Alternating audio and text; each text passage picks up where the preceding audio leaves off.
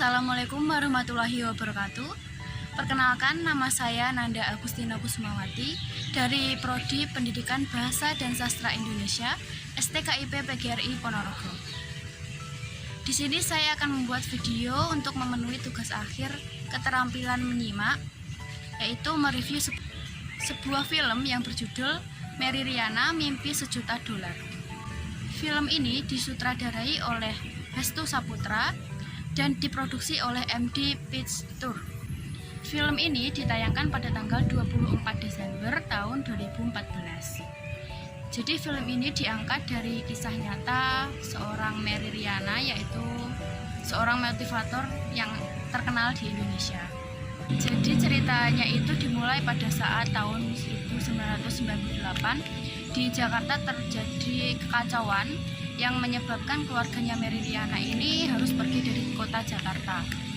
Pada saat itu ayahnya Mary Riana ini menyuruh Mary untuk pergi ke Singapura, yaitu untuk menemui temannya ayahnya ini yang bernama Lee Hans.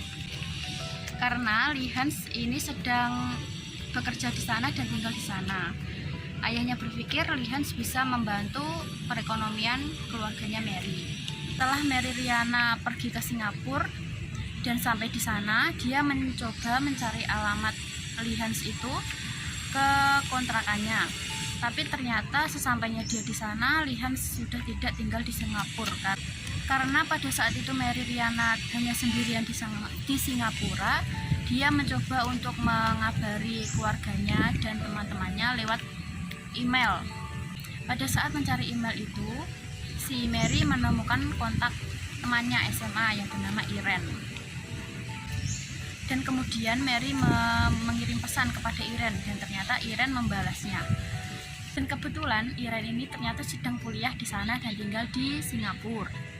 Akhirnya Mary memutuskan untuk bertemu dengan Iren. Setelah bertemu dengan si Iren ini, Mary menceritakan semua permasalahannya. Karena si Iren ini kasihan, akhirnya Iren mengajak Mary untuk tinggal bersamanya, untuk tinggal bersama Iren di asrama kampusnya. Walaupun sebenarnya itu tidak diperbolehkan oleh kampus karena si Mary ini bukan mahasiswa dari kampus tersebut. Tetapi Iren tetap memaksa si Mary untuk tetap tinggal bersama Iren di asrama tersebut. Pada keesokan harinya, ternyata satpamnya penjaga asrama itu mengetahui kalau si Iren mengajak orang asing untuk tinggal bersamanya di asrama. Dan satpam itu melaporkan si Iren kepada pihak kampus. Akhirnya Iren ditegur pihak kampus dan dimarahi. Setelah itu Iren memohon kepada pihak kampus agar Mary diizinkan untuk tinggal bersama Iren di asrama tersebut. Tetapi kampus tetap tidak memperbolehkannya, asalkan dengan syarat Mary ini harus menjadi mahasiswa kampus tersebut atau sedang mengikuti tes masuk kampus itu. Akhirnya Iren memaksa Mary untuk mengikuti tes yang ada di kampus tersebut.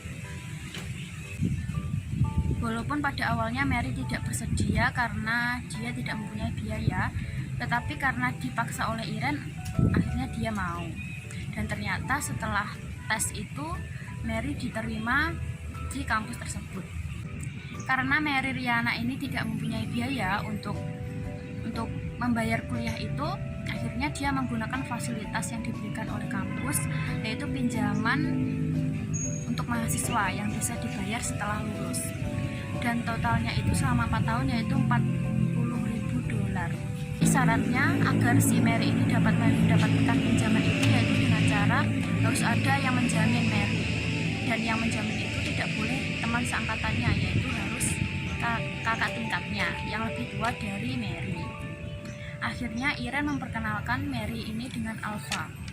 Pada awalnya Alpha tidak mau membantu Mary, tetapi akhirnya si Alpha mau membantunya dengan syarat Mary harus mempunyai pekerjaan lain atau mencari pekerjaan. Setelah itu Mary akhirnya langsung mencari pekerjaan, dan ternyata mencari pekerjaan di Singapura itu sangat susah karena harus mempunyai surat izin pekerja, sedangkan Mary tidak mempunyai. Terus akhirnya Mary bertemu dengan sebuah organisasi sosial yang tugasnya itu memberikan brosur-brosur donasi. Sebenarnya awalnya si organisasi ini menolak Mary karena dia tidak mempunyai surat itu, tetapi Mary tetap memaksa dan akhirnya organisasi itu memperbolehkan Mary untuk bergabung dengan organisasi itu. Walaupun sebenarnya gajinya itu tidak banyak. Tetapi beberapa hari kemudian organisasi itu ketahuan oleh pihak yang berwajib karena mempekerjakan orang asing yang tidak mempunyai surat izin pekerja. Akhirnya Mary pun dipecat dari organisasi itu. Setelah itu Mary sangat kebingungan karena dia sudah tidak mempunyai pemasukan lagi, sedangkan ayahnya juga tidak mengirimkan uang untuk Mary. Setelah itu akhirnya Mary memutuskan untuk mencari pekerjaan baru. Karena Mary ini sudah putus asa dan bingung, akhirnya dia nekat menjual laptopnya ini dan mengikuti investasi online.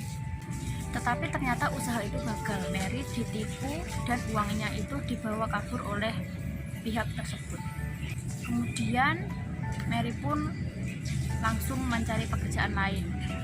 Dan akhirnya si Alfa ini memutuskan untuk memberikan kerjaannya ini kepada Mary karena dia kasihan. Pekerjaannya Alfa ini yaitu sebagai cleaning service di sebuah wahana yang ada di Singapura. Sedangkan Alfa memilih untuk mencari pekerjaan baru di sebuah pabrik.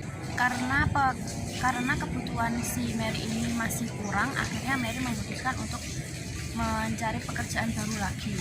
Dan pada saat itu Alfa mengajak Mary untuk mengikuti investasi online yang terpercaya. Ternyata usaha mereka berdua ini berjalan dengan lancar. Mary berhasil mendapatkan tambahan uang untuk biaya kehidupannya dan untuk membayar hutang-hutangnya. Karena dia sudah merasa cukup dari hasil investasi online tersebut, akhirnya si Mary ini memutuskan untuk berhenti menjadi cleaning service di sebuah wahana itu. Beberapa hari kemudian Mary memutuskan untuk menanam modal di sebuah perusahaan penerbangan karena penghasilannya yang sangat menjanjikan. Tetapi ternyata usahanya gagal. Tiba-tiba perusahaan penerbangan itu bangkrut dan uang milik Mary ini hilang. Saat itu dia sangat putus asa karena saat itu dia sudah tidak mempunyai uang lagi. Ternyata di asramanya itu ada mamanya dari Indonesia. Mamanya datang ke Singapura ini dengan tujuan untuk menjemput Mary dan memberikan uang hasil penjualan rumahnya yang ada di Jakarta. Saat itu Mary berbicara kepada mamanya bahwa dia ingin ikut pulang mamanya ke Indonesia karena dia sudah sangat lelah dan sampai berada di Singapura. Tetapi ibunya ini memberikan nasihat bahwasanya dia harus melanjutkan apa yang dia mulai dan harus bertanggung jawab atas pilihannya. Beberapa hari kemudian akhirnya Mary mencari pekerjaan baru dan dia diterima di sebuah perusahaan asuransi sebagai akuntan. Beberapa hari kemudian akhirnya dia bertemu dengan Bunur. Bunur ini adalah orang Melayu. Dia sempat bertemu dengan Mary ini di sebuah taman. Terus si Bunur ini akhirnya mau menjadi pelanggan pertamanya si Mary. Dia bersedia untuk memberikan asuransi itu sebesar $100.000. Karena dia mendapatkan pelanggan dengan asuransi yang sangat besar, dia mendapatkan bonus. Dan dengan bonus dan gaji tersebut, akhirnya Mary dapat melunasi semua hutang-hutangnya yang di kampus itu, yaitu pinjaman mahasiswa tersebut, dan bisa lulus tepat waktu. Dan pada akhirnya dia bisa menjadi seorang sarjana dan membanggakan kedua orang tuanya. Jadi pesan yang dapat diambil di dalam film ini yaitu kita tidak boleh putus asa dalam mencapai semua mimpi kita, karena kita tidak pernah tahu di depan itu kita seperti apa dan akan menjadi sosok seperti siapa. Sekian video saya dalam menceritakan ulang film yang berjudul Mary Riana Mimpi $1 Juta. Apabila ada kurang lebih mohon dimaafkan. Wassalamualaikum warahmatullahi wabarakatuh.